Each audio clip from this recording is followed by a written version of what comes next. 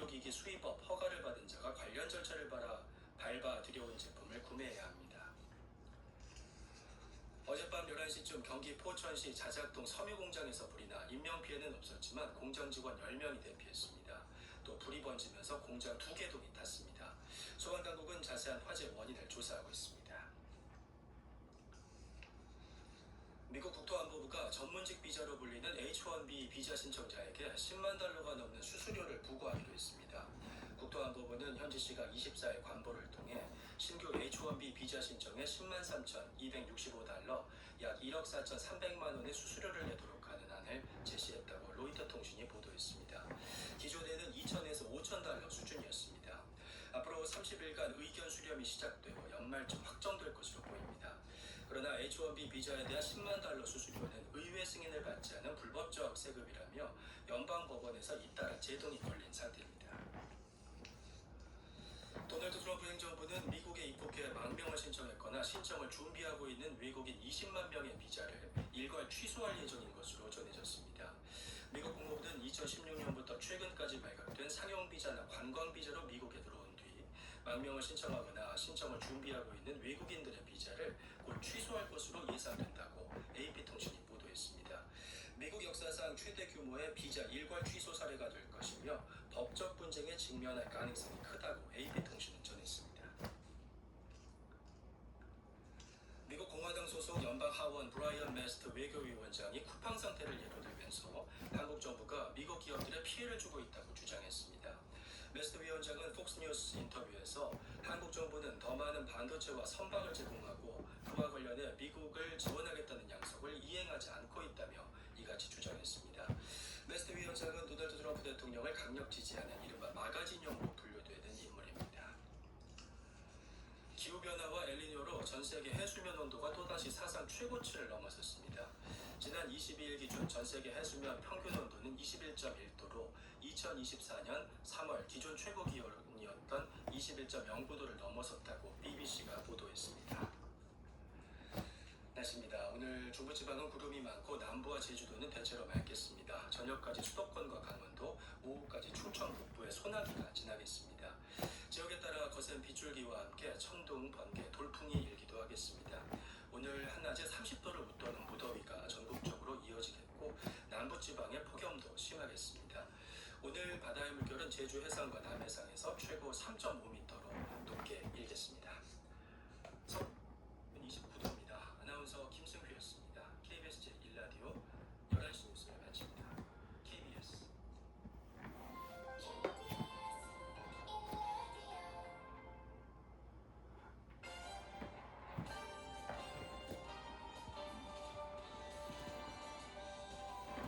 KBS 1라디오 신성원의 오늘 세계는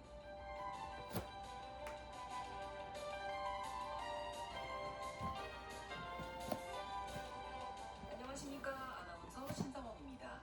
가장 가까운 이웃이자 오랜 동맹이었던 미국과 캐나다가 정면으로 충돌하고 있습니다.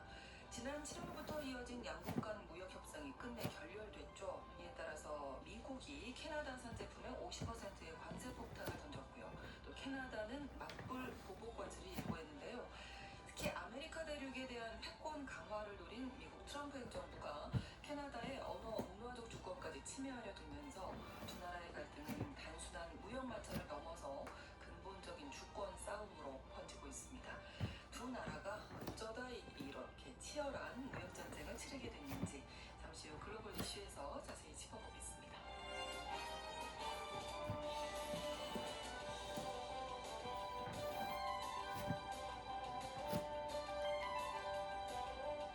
오늘 주목할 국제사회 소식은 헤드라인 뉴스와 키워드로 정리해드리겠습니다. 통신원 취재 수첩 아르헨티나 소식 준비하고 있습니다. 최근 아르헨티나에서 노조나 노동자가 아닌 중소기업 기업인들이 이례적으로 시위에 나섰습니다. 중국산 저가 물품의 공세, 또 경기 침체로 인한 피해를 도저히 버틸 수 없다면서 목소리를 높인 건데요. 자세한 상황 통신원 연결해서 알아보겠습니다. 8월 25일 화요일 KBS 라디오 신성원의 오늘 세계는 시작합니다.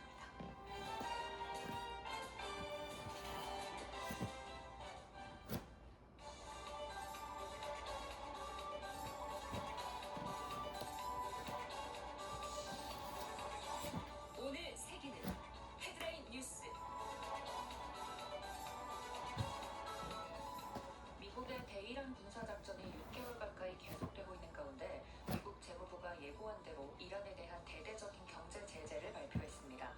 이란과 특정 물품을 거래하는 국가에도 2차 제재를 가하기로 했는데 베센트 재무장관은 경제적 고립 작전을 통해 이란의 경제적 생명줄을 끊어버리겠다고 경고했습니다.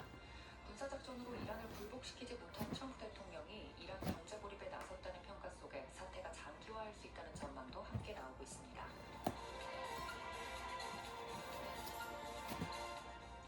이란은 미국의 추가 제재에 대한 대응책을 이미 마련해뒀다며 충분히 대처할 수 있다는 입장을 내놨습니다. 마다니잔의 이란 경제재정부 장관은 현지 시각 24일 향후 2년간의 경제운용 계획을 수립했고 예상할 수 있는 모든 상황을 반영했다고 밝혔습니다. 이란 외교 안보 당국도 미국과 제재 동참국을 향한 경고 수위를 높였습니다. 미국의 제재 발표를 앞두고 이란 외무부는 이란의 손은 결코 묶여있지 않다며 제재에 협조하는 국가도 대가를 치르게 될 것이라고 경고했습니다. 예멘의 친이란 반군 후티가 홍해 북부에서 사우디아라비아 유조선을 탄도미사일로 공격했다고 주장했습니다. 후티 반군의 야히야 사리 대변인은 현지 시간 24일 사우디 서부 얀부 앞바다에서 유조선 앙잔호를 타격했다고 밝혔습니다. 사우디 국영해운사 바흐리도 자사 소유 앙잔호가 공격받은 사실을 확인했습니다. 후티는 사우디에 대한 해상 봉쇄를 계속하겠다며 군사적 긴장에 강력히 대응하겠다고 밝혔습니다.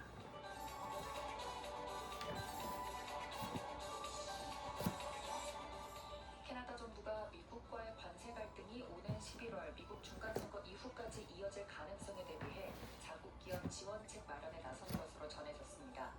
블룸버그 통신은 소식통들을 인용해 마카카니 캐나다 정부가 중간선거 전까지 도널드 트럼프 행정부와 무역 협상이 재개될 가능성을 낮게 보고 있다고 보도했습니다. 이에 따라 캐나다 정부는 미국의 고율 관세로 피해를 보낸 기업들을 위한 장기 지원책을 준비하고 있습니다. 다만 양국 간 대화가 완전히 중단된 것은 아닙니다. 캐나다 정부는 미국 무역 대표부와 계속 소통하고 있고 주미 캐나다 대사도 미국 측과 매일 대화하고 있다고 밝혔습니다.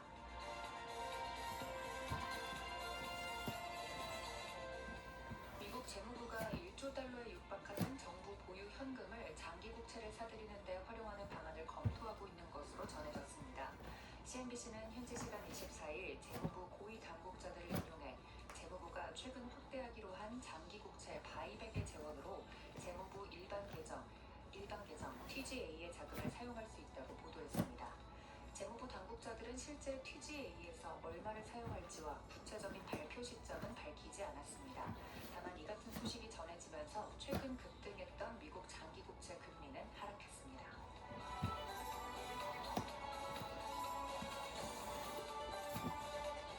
오늘의 헤드라인 뉴스 전해드렸습니다. 외신캐스터 도지은 씨가 수고해주셨고요. 이번에는 키워드로 정리한 국제사회 소식을 함께 살펴보겠습니다.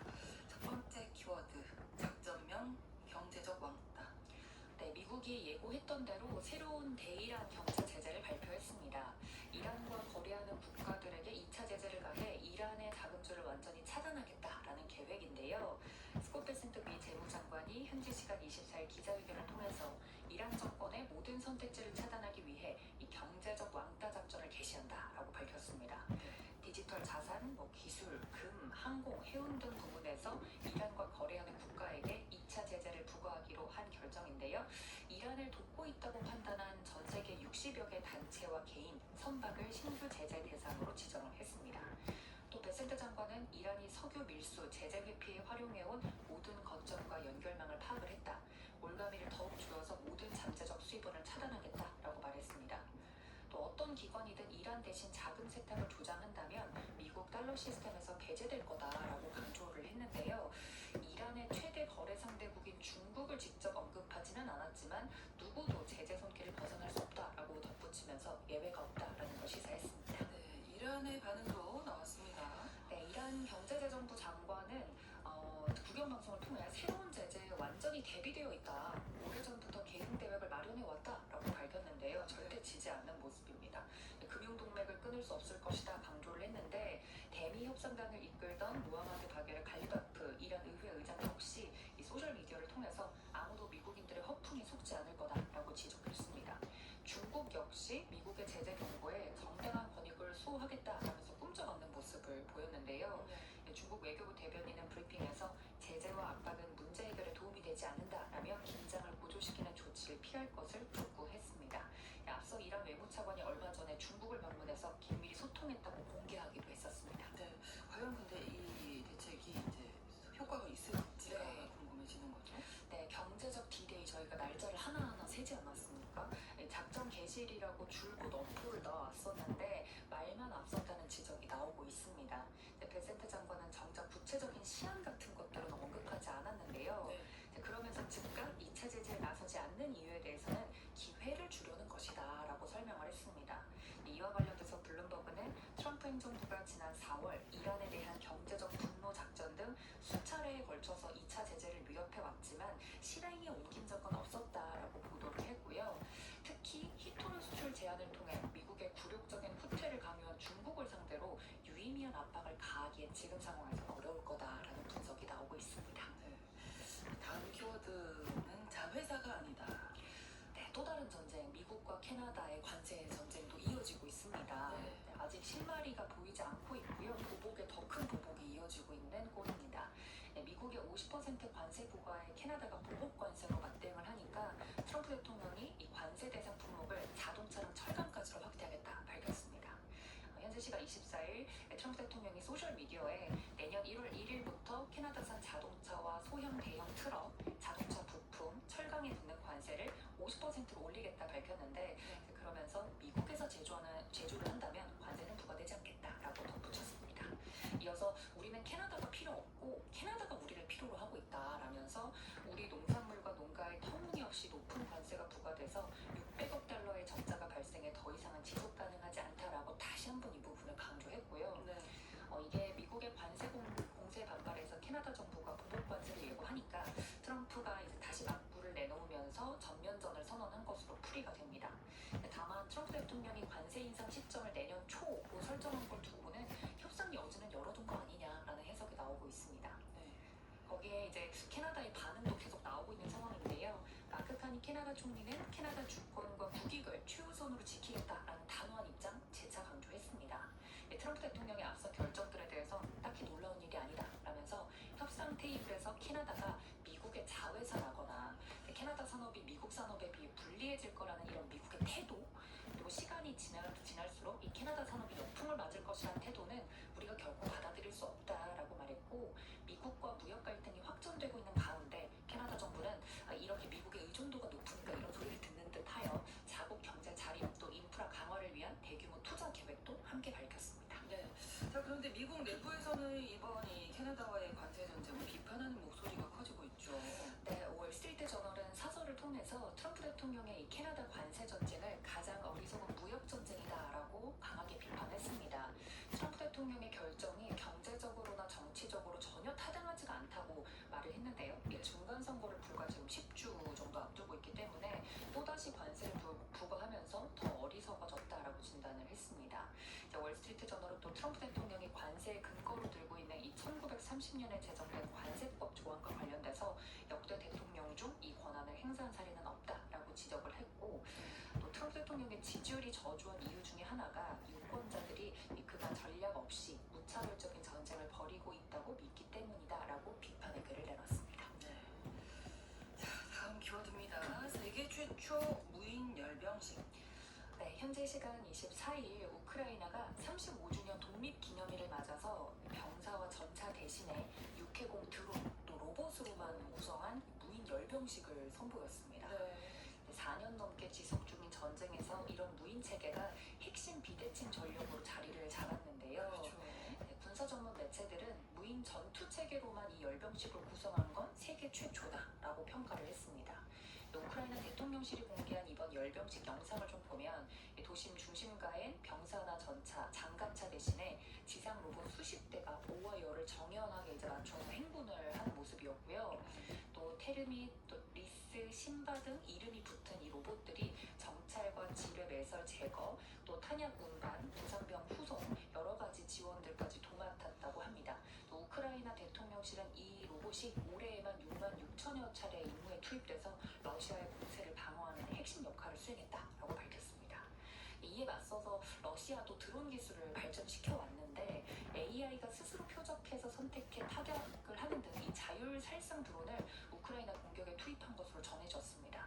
근데 참고로 해당 드론에 엔비디아의 초소형 컴퓨터가 탑재되어 있었다고 합니다. 네, 또 미사일 전력의 경우에는 러시아가 여전히 압도하고 있는 상황인데 영국이 장거리 미사일 스톰섀도우의 이 작업 부품에 대한 기밀 정보를 공개하기로 하면서 또 한바탕 또 이슈가 됐습니다. 이를 통해 우크라이나 현지에서는 스톰섀도우 조립을 추진할 수 있게 됐다라고 설명을 했는데요. 버넘 영국 총리가 지난달 취임 후에 첫 해외 방문지로 키이우를 찾아서 우크라이나 안보 지원을 위한 의제 연합 정상회의도 주재하기도 했습니다. 여기에 가만히 있을 러시아가 아닌데요. 러시아는 영국이 우크라이나 편에 서서 전쟁에 기름을 붓고 있다 하면서 반발했는데 여기에 버넘 총리는 그 불은 누가 질렀나 그게 문제 아니냐 라면서 꼬집기도 했습니다. 자, 다음 키워드 드골 열풍 프랑스 얘기겠네요. 네, 맞습니다. 프랑스 정치계에서 제2차 세계대전 시기 지도자인 이 샤를 드골 전 대통령을 재조명하는 바람이 불고 있다고 합니다. 이 현지 언론에 따르면 드골 전 대통령을 다룬 2부작 영화 드골의 싸움이 지난 6월에 개봉을 했는데 이게 관객 500만 명을 돌파했다고 합니다.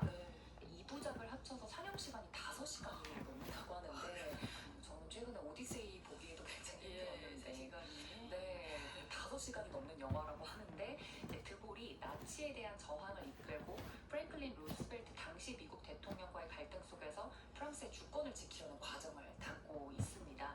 개봉 초기에는 부진한 성적을 내다가 입소문이 타면서 이제 흥행에 성공을 한 케이스라고 하는데요. 특히나 내년 봄에 프랑스 대통령 선거를 앞두고 있기 때문에 이 영화가 인기를 얻는 이유에 대한 분석이 좀 쏟아지고 있습니다. 정치인들은 또 앞다퉈서 이 드골이라는 인물을 입에 올리고 있고요. 파이낸셜 타임스는 프랑스가 대미 의존에 의문을 품고 전략적 자율성에 대한 논쟁을 벌이면서 군사적 의존성과 또 기술적 취약성의 시대에 주권의 의미를 묻는 시점에 이 영화가 나왔다라고 짚었고요. 드골의 언어가 21세기에도 통한다라고 짚어냈습니다. 소문이는 이유가 있을 거예요. 맞습니다. 특히 드골주의는 국가의 자주 독립이나 강력한 대통령제 중심의 국가 권력, 국가 단합 등이 특징인데요. 이 현재 프랑스 상황을 보면 기성 중도 정치에 대한 회의론 속에서 극우와 극좌로 지지층이 나뉘는 이 정치 분열이 극심한 상황이기도 합니다. 또 국제적으로 보면 트럼프 대통령의 재집권 이후에 대서양 동맹 관계가 지금 긴장감이 높아지고 있고 미국 중심의 기술 경제 패권에 대한 유럽의 경계와 반발이 높아진 상황이기 때문에 이런 것들을 종합했을 때 인기를 얻지 않았나. 세바스티앙 르코르니 총리는 지난달 대중지와 인터뷰에서 이 영화의 성공은 프랑스 국민이 의미와 균형감을 갈망한다는 사실을 보여준다라고 평가하기도 했습니다. 정치인들도 앞다퉈서 이용을 하고 있는데 내년 대선 1차 투표에서 압도적인 1위를 차지할 거로 전망이 되고 있는 극우 국민연합의 마린 르펜 의원 같은 경우 드골을 거듭해서 인용하면서 자신이 추진하는 반이민 정책을 드골이 제도화한 이 국민투표를 통해서 못 박으려 하고 있고요. 또 극좌 굴복하지 않는 프랑스의 장르크 멜랑숑 대표는 전시에 드골이 보여줬던 이 놀라운 불굴의 의지가 친국가 정책에 경의를 표하면서 자신의 선거운동을 부각하려는 모습을 보이는 등 정치인들은 적극적으로 이 아이코닉한 인물을 이용을 하고 있습니다. 자, 다음 키워드는 빌딩의 재발견. 지난달 일본 구마모토현 강진에 이어서 얼마 전에 이바라키현 남부에서도 대규모 5.9 지진이 발생했다는 소식을 전해드렸었는데요. 이렇게 이딴 지진으로 초고층 건물의 대응력이 시험대에 오르고 있다고 합니다. 도시 속의 도시라고 불리는 이 도쿄 아자부 다이힐스에 있는 일본 최고층 빌딩 모리 JP타워가 대표적인 예시라고 하는데요. 그 지하창고 안에 지진에 대비해서 마련한 비축 물자 상자가 가득 쌓여 있다고 합니다. 물만 부으면 되는 이제 알파 화미를 비롯한 식량과 물, 비닐 담요, 또 에어매트 등 지진 발생 시 집에 돌아가지 못하는 귀가 곤란자 3,600명이 사흘간 버틸 수 있는 분량이 준비되어 있다고 합니다. 준비가 다 돼 있군요. 그러면서 빌딩 관계자는 지진이 났을 때 빌딩에서 보통은 도망을 친다고 생각을 하시는데 빌딩으로 도망쳐 오라고 할 수 있도록 대비를 하고 있다라고 말을 전했습니다. 모리 빌딩만이 아니라 도쿄도는 도내 1,310곳을 수용시설로 확보를 하면서 학교나 공공시설 외에도 마루노우치, 신주쿠, 시부야 등 주요 업무지구의 고층 빌딩 다수와 협정을 맺었다고 합니다. 수도 직하 지진 발생 시 예상되는 귀가 곤란자 66만 명 중 현재까지 53만 3,644명을 수용할 공간이 확보 확보돼 있다고 합니다. 이 도쿄도가 빌딩의 대피소를 마련한 건 대형 빌딩들이 이 엄격한 자체 기준에 따라서 강력한 제진 설비 그리고 정전 단수에 대비한 비상 발전기와 물탱크 등을 갖추고 있기 때문에 적절했다라고 설명을 했는데요. 네. 이제 모리 빌딩을 예로 들면 이 모리 JP타워에는 진동 에너지를 열 에너지로 전환해서 흔들림을 줄이는 오일 댐퍼, 또 점성체 제진벽 등 이 1,800여 개의 제진 장치가 잘 설치되어 있다고 합니다. 1995년 최대 진도 7이었던 고베 대지진을 가정한 시뮬레이션도 버티는 수준이라고 합니다.